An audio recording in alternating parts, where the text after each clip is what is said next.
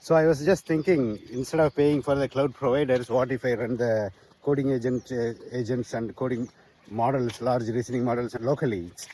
So economies of scale comes into picture.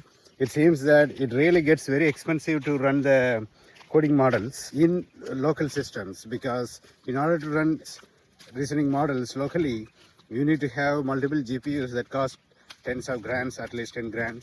So let's say you need 496 GB VRAM GPUs, and that will cost you at least $40,000. And then the system, RAM, SSD, power, cooling, all this, and time to maintain it, it will become expensive. It will become more than 100K, even more than that. So unless there is a team that can use as much of that infrastructure, there is no use of going for it. It will become cheaper to use cloud services like Cloud Code, OpenAI Codex, or Kilo, which allows you to use many models. They become very cheap to use than the local infrastructure, especially if you are, let's say, enterprises which hundreds of developers, thousands of developers using coding agents.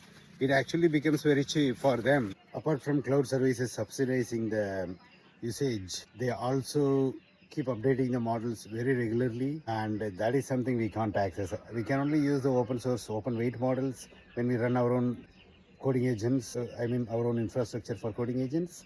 But using the subsidized online services like Codex, Cloud Code, or whatever, Windsurf, whatever, it becomes actually a lot cheaper, even for companies up to 10 developers or maybe 20 developers. But enterprises, that would be a different story.